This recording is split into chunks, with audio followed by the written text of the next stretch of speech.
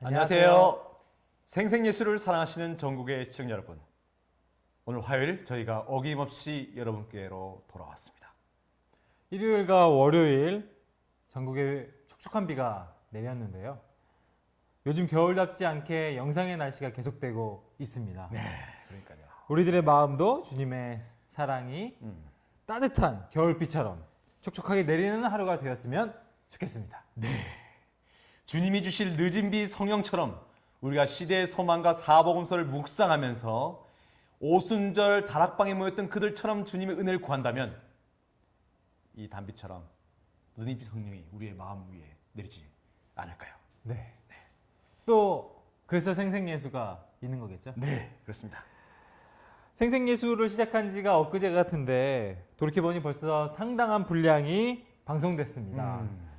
생생예수를 방송하면서 언제 종료가 될까 이렇게 생각을 했었는데 그러게 말입니다. 그날이 이제 정주가 다가오는 것을 생각할 때 감회가 남다릅니다.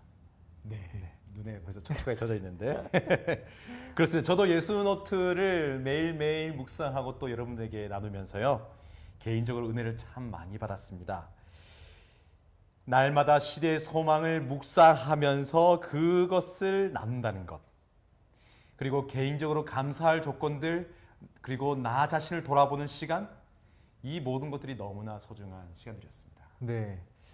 저도 생생예술을 진행하고 특별히 선교는 지금을 준비하면서 더욱 세계 선교에 대한 책임감을 갖게 되었는데요. 게다가 이 한국 선교사를 교육하는 또 중책을 맡게 되면서 그렇죠. 선교사 정신이 무엇인지 또 우리는 어떤 선교를 해야 되는지 많이 고민하고 생각할 수 있는 기회가 된 것 같습니다. 참. 이렇게 여러분들도 일상생활 속에서 예수학교 그리고 이 생생예수 방송을 통해서 받은 은혜가 많으실 텐데요. 그러한 은혜를 우리 모두가 함께 나누면 얼마나 좋을까요? 그래서 저희 밴드와 생생예수 카톡에 여러분들이 누리신 그 은혜의 소중한 기억들을 좀 나눠주신다면 저희가 이 방송을 통해서 소개해드리는 시간을 가지도록 하겠습니다. 네, 오늘은 1월 27일 화요일 함께 주님의 은혜를 나누는 생생예수 방송 시대수망 82장 어찌하여 우느냐 시작합니다. 김우수 씨를 아십니까? 김우수 씨는 초등학교 중퇴가 최종 학력으로 어릴 때 고아로 자랐습니다. 7살에 보육원에 입소하였다가 보육원이 잘 맞지 않아 12세 때 가출을 하게 됩니다. 보육원을 나온 후 갈 곳 없는 그는 노숙, 구걸 등을 하던 중 잠깐의 실수로 교도소에 가게 됩니다.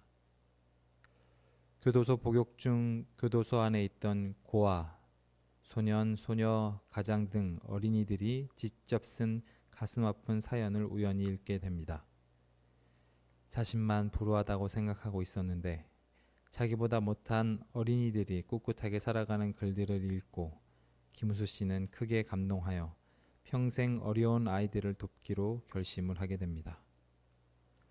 교도소 출소 후 중국 음식점 배달원 일을 하면서 받은 월급 70만 원 중 25만 원을 그가 거처로 묵고 있던 고시원 월세로 내며 나머지 남는 돈으로 매달 5만 원에서 10만 원씩을 5년째 어린이 재단에 기부하며 5명의 어린이들을 후원하였습니다. 그리고 자신이 사망하면 받을 4천만 원의 종신보험금도 어린이 재단 앞으로 해놓고 장기 기증 서약서도 남겼습니다. 이렇게 좋은 일을 하던 기부천사 김우수 씨가 2011년 9월 23일 서울 강남구의 한 교차로에서 음식 배달 오토바이를 타고 가다 맞은편에서 오던 아반떼 승용차와 정면 충돌로 54세 젊은 나이에 사망을 합니다. 그는 죽어서도 가족이 없어 장례를 돌볼 사람들이 없었습니다. 그러한 그의 사망 소식을 들은 어린이 재단 명예회장 탤런트 최불암 씨가 상주를 맡았고 대통령을 비롯한 사회 지도층 및 일반 시민까지 조문 행렬이 끊이지 않았습니다. 그리고 그는 사망 후 2011년 12월 제6회 자원봉사자의 날에 대통령 표창 수상하였습니다. 자신도 매우 어려운 처지에서 놓여 있으면서 남을 위해 무한 봉사를 전개한 고 김우수 씨. 아름다운 김우수 씨 이야기가 영화로도 제작되었습니다. 김우수 씨 배역에는 배우 최수종 씨가 맡았습니다. 최수종 씨는 출연료를 받지 않고 18년 만에 자기의 영화 복귀작으로 이 영화를 찍어 화제가 되었습니다. 영화 주제곡은 가수 김태현 씨가, 작사는 소설가 이회수 씨가 맡았습니다. 김우수 씨가 남긴 낡은 성경책. 김우수 씨야말로 진짜 그리스도의 제자가 아니었을까요?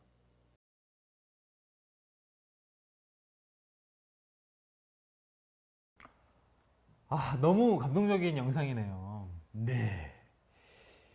정말 김우수 씨야말로 예수님의 참 제자가 아닌가 싶습니다.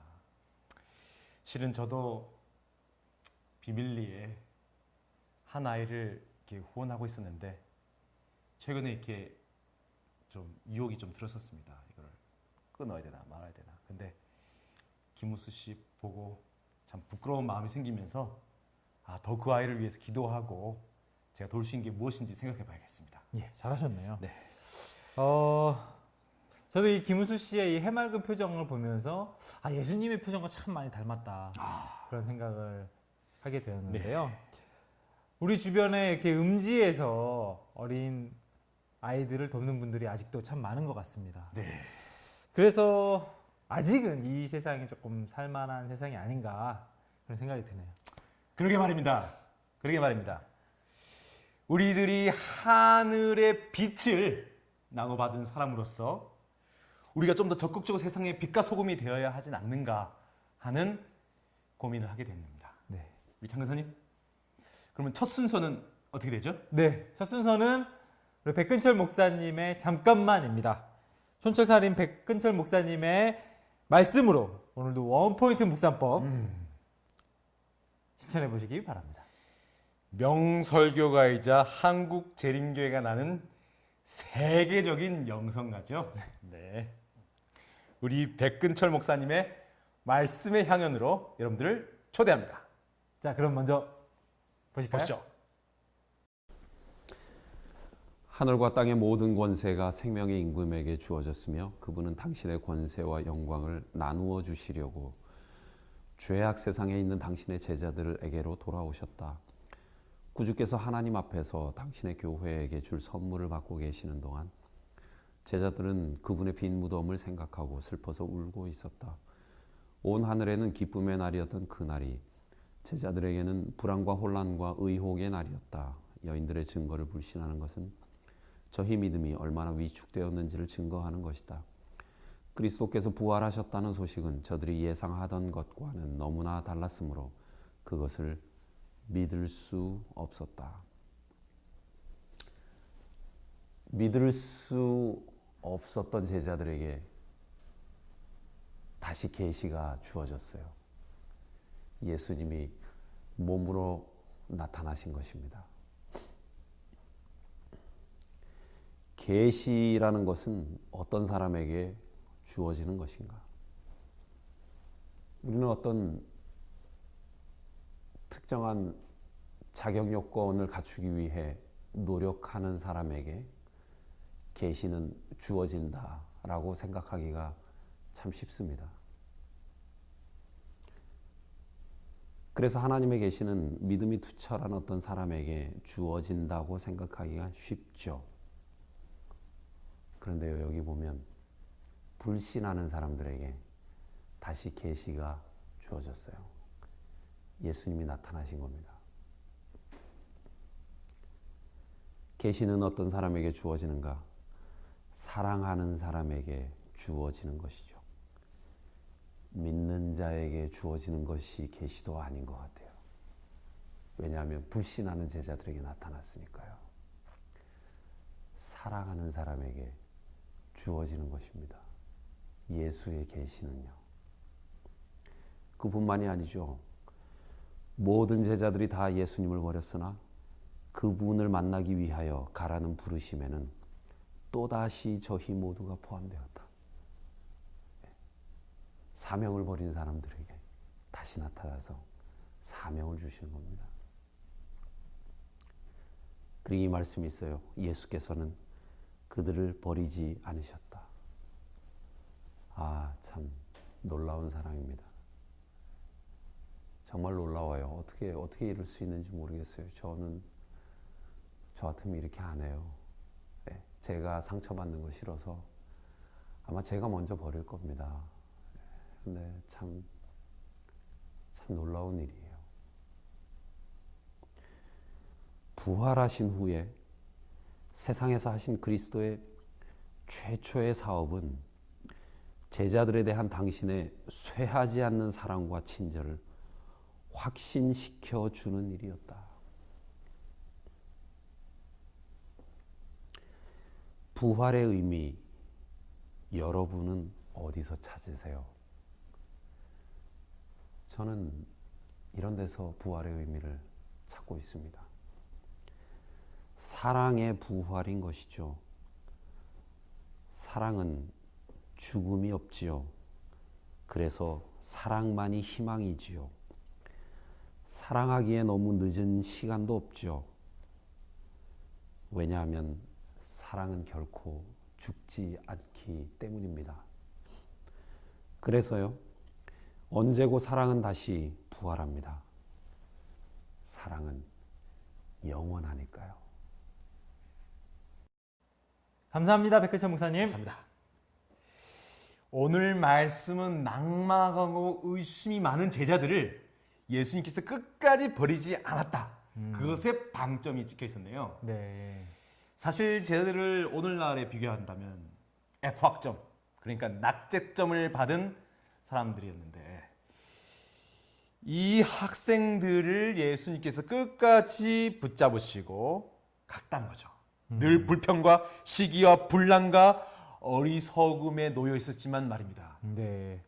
그런데 그런 제자들을 부활하신 예수님은 버리지 않으셨죠. 네. 그들에게 나타나서 너희에게 평강이 있을지어다 아멘. 라고 외치셨습니다. 네. 넉넉고 울고 간 여인에게는 어찌하여 우느냐 이렇게 또 말씀하셨죠. 네. 저는 다른 것이 아니라 이것이 곧 복음이 아닌가 그런 생각을 해봅니다. 정말 참말인 것 같습니다.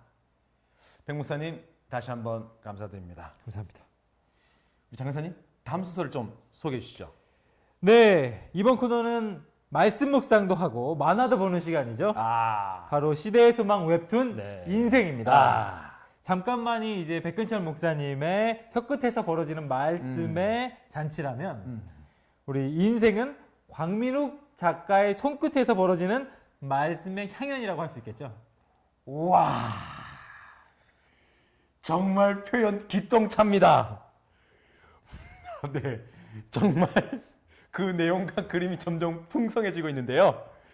오늘은 어떤 내용으로 우리의 마음에 화두를 던져줄지 정말 궁금해집니다. 네, 그럼 다 같이 확인해 보시죠.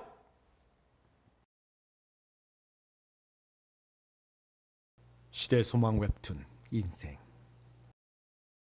17장 니고데모. 깊은 밤중 은밀하게 예수님의 휴식처로 향하는 이가 있었다.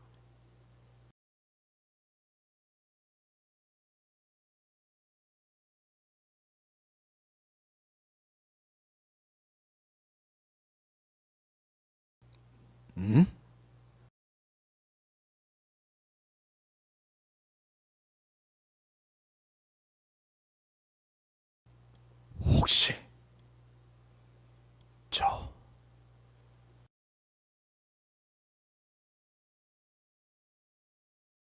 저분이 예수님?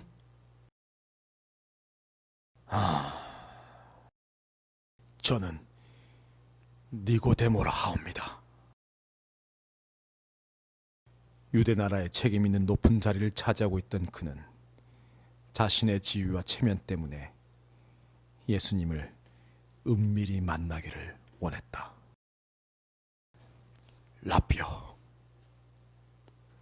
우리는 당신이 하나님께로서 오신 선생인 줄 아나이다. 하나님께서 함께 계시지 아니하면 당신이 행하신 이 표적을 아무나도 할 수 없음이니이다.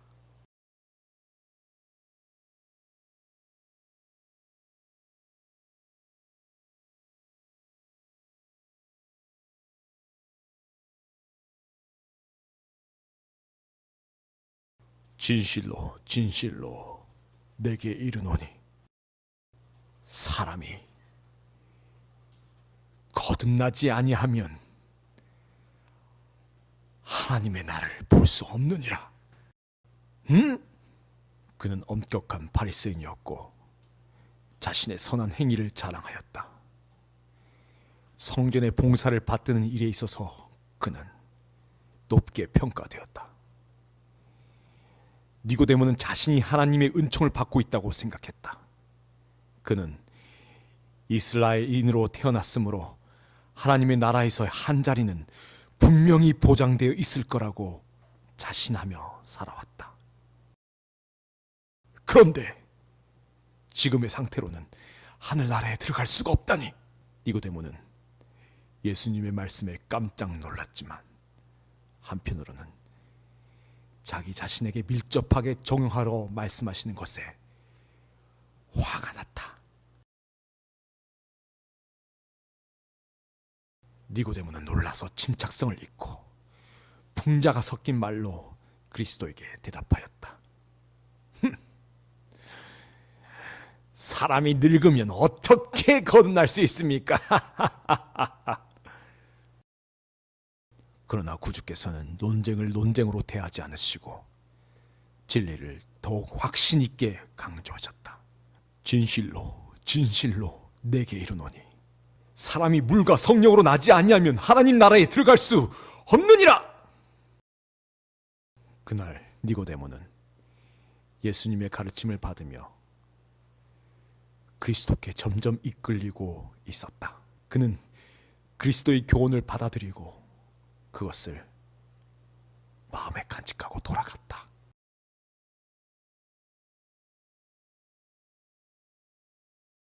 니고데모는 한동안 그리스도를 공개적으로 시인하지는 않았지만 그분의 생애를 주목하고 그분의 교훈을 숙고하였다.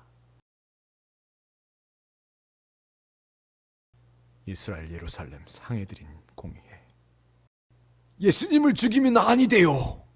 예수님이 우리를 구원하기 위해 이 땅에 내려온 하나님이 보내신 자인지 누가 아오? 신중하시오. 니고데모는 산헤드린 회의에서 예수님을 죽이려는 제사장들의 음모를 거듭거듭 좌절시켰다.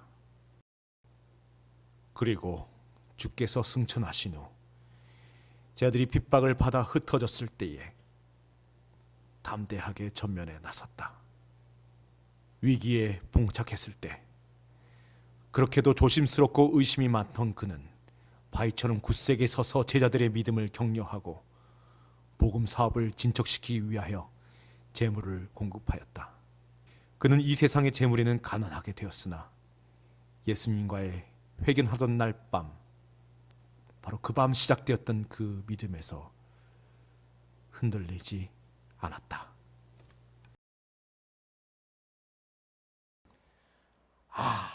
정말 재미를 점점 더해가는 것 같습니다. 이야기를 풀어내는 것도 그렇지만 이 시대의 소망에 있는 주옥 같은 글귀로도 같이 싹싹 들어가니까 재미가 더해지는 것 같습니다. 네. 더불어 그림도 더 이 세련미를 더해가는 것 같다는 느낌입니다. 네.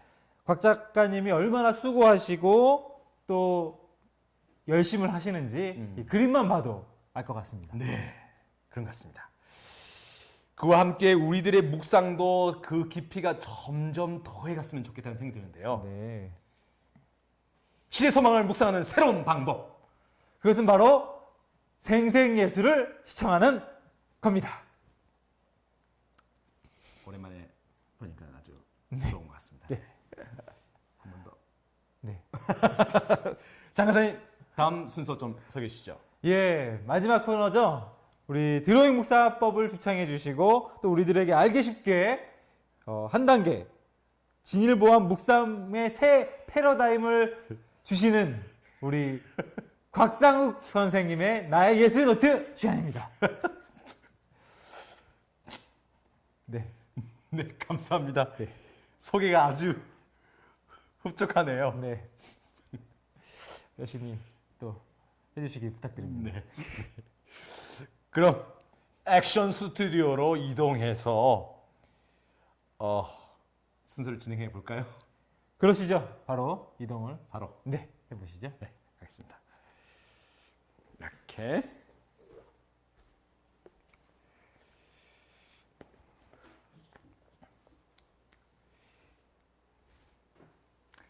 오늘은 82장 어찌하여 우느냐. 이 장은 예수님의 무덤 속에서 그 곁에서 일어난 일들을 묘사하고 있습니다. 우리가 소설이라고 얘기하기에도 매우 풍성하게 이 장면을 다루고 있는데요. 어찌 보면 사복음서는 이 영역에 있어서는 매우 제한적인 정보만을 우리에게 주고 있는 것에 비하면 시대소망의 작가인 우리 화인 여사는 매우 입체적이고 그리고 깊은 대화를 우리에게 전해주고 있습니다. 만약 우리가 실제로 그 무덤이 어느 곳인지 고고학적으로 발굴해내고 또 그 장소에 간다면 이 82장 텍스트를 가지고 우리가 그곳에서 이 상황을 어찌 보면 영화처럼 재현해낼 수 있을 만큼 말이죠. 82장 어찌하여 우느냐. 이야기는 우리 천사가 예수님의 시체를 찾기에 온 그 순간에 들었던 이야기인가 동시에 해준 이야기와 동시에 예수님께서 하신 말씀이기도 하죠. 이 장면을 저는 이렇게 그림을 한번 그려봤는데요. 여러분들은 그 기록을 보셨는지 모르겠습니다. 예수님이 누워있던 이 무덤 속, 그리고 일반적으로 그 당시 어떻게 해요? 이 돌 위에, 넓은 돌 판지 위에 시체를 세마포를 싸서 올려놓았습니다. 근데 들어갔더니 어떻게 돼 있어요? 예수님의 옷이 잘 개켜져 있는 겁니다. 아마도 예수님이 주로 하시던 옷 개는 방법이 있었겠죠. 마치 제자들이 그것을 봤다면 이건 예수님이 갠 건데 라고 느낄 정도로 말이죠. 마치 우리가 소위 말하는 카라를 이렇게 뒤집어서 한다든지 아니면 꼭 손 부분을 이렇게 위쪽으로 한다든지 사람마다 개는 방법이 있는데요. 예수님이 옷을 개겨 놓으시고 그 양 옆으로 누가 있었어요? 위쪽과 아래쪽에 천사들이 있었습니다. 자, 그리고 우리의 마리아가 울고 있을 때 예수님께서 뭐라고 해요? 여자여 어찌하여 울며 누구를 찾느냐. 제가 어디다 매장하고 싶은데 가져갔다면 제게 알려주세요. 제가 따라서 따로 매장할게요 하니까 예수님이 뭐라고 했었어요? 여자여 마리아야 하니까 아버니 선생님 라비요 이 목소리에 예수님을 단번에 알아보는 마리아입니다. 근데 저는 이 상황이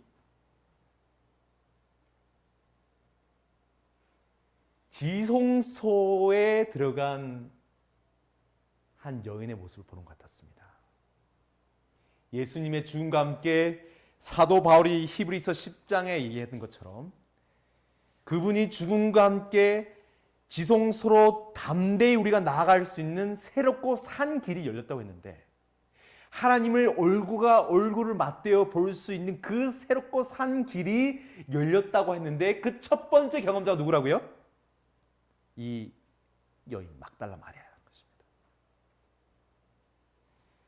이 창세기에 보면 우리가 그런 표현이 있죠. 3장 24절에 보면 그 사람을 아담과 하와를 쫓아내시고 그 에덴 동편에 그룹들과 두루던 화영검을 두어 생명나무의 길을 지키게 하십니다. 생명나무, 새롭고 산 길, 영원한 생명을 향하는 그 길. 나는 참 포도나무, 길, 내가 길이요 진리요 생명이니 하신 그 새 길로 갈 수 있는 그 길은, 그리고 그 길을 막는 것처럼 보였던 그 길은 문은 사실은 이 그 길로 들어간 문이었는데 그 자리에는 늘 뭐가 있다고요? 덮는 그룹들이 있다는 것입니다. 그룹은 사실 어디에 있죠? 우리가 잘 아는 것처럼 어디에 있습니까? 바로 지성소에서 하나님의 보좌 곁을 덮는 이들입니다.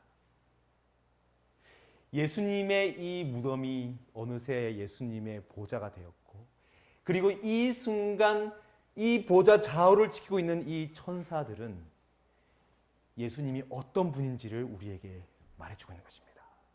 바로 참 하나님, 온 우주의 하나님이라는 것입니다. 그리고 어느새 이곳은 무엇이 됐어요? 예루살렘 중앙에 있는 성소가 거룩한 곳이 아니라 이 무덤, 막달라 마리아가 만나고 있는 예수님과 함께 있는 이 무덤이 예수님과 함께하는 이 자리 때문에 지성소가 된 것입니다. 저는 뭐 이렇게 해석을 해보았습니다. 여자여 왜 우느냐? 이제 새롭고 산 길이 열렸고 네가 그 첫 번째 사람이다. 너는 나와 함께 온 우주의 지금 중심에 있다. 이렇게 말씀하시는 걸로 저는 느낀 것이죠. 울지 말라는 것입니다. 네가 우주의 중심에 나와 함께 있으니 말이죠. 그래서 우리는 빈 무덤을 바라보지 않고 어찌 보면 이제는 새로운 경험을 할 수 있는 시대에 왔는지도 모르겠습니다. 예수님과 함께 있다면 우리가 있는 그곳이 외형적으로 볼 때 깊고 어두운 무덤이라 할지라도, 지옥이라 할지라도 그곳은 우주의 중심, 지성소가 될 것입니다. 감사합니다. 그러면 이제 다시 메인 무대로 이동하겠습니다.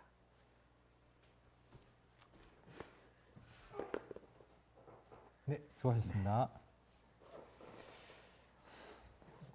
이제 1월도 얼마 남지 않았습니다. 한 해의 첫 달을 신년 계획대로 잘 살아가시는지 모르겠습니다. 아직도 늦지 않았습니다. 다시 흐트러진 마음을 추스르고 새로운 마음과 뜻으로 한 해 설계를 다시 한번 도전해 보시기 바랍니다. 네. 미리 소개해 드린 대로 2월 6일부터 2박 3일간 안면도 연수원에서 대륙 선교 대회가 개최됩니다. 지금 사전 등록을 받고 있으니까요. 많은 분들 관심 가져주시고 참여해 주시면 감사하겠습니다. 그리고 바로 그날 우리의 생생예수 오픈 스튜디오가 그곳에서 진행되니까요. 네, 맞습니다. 네. 안면도에 오시면 생생예수의 모든 면모를 또 생생하게 보실 수도 있고 여러 관계자들도 만나보실 수도 있습니다. 네. 그리고 저도 나옵니다. 네, 기대됩니다. 네. 생생예수의 원 오리지널 진행자인 우리 백순기 우리 총무님과 우리 장규 간사님께서 생생예수 오픈 스튜디오를 열었죠. 이제 마칠 시간이 됐는데요. 네, 구호를 외치고 마칠까요? 그러시죠? 네. 예수를 보고, 듣고, 따라하라. 감사합니다. 감사합니다.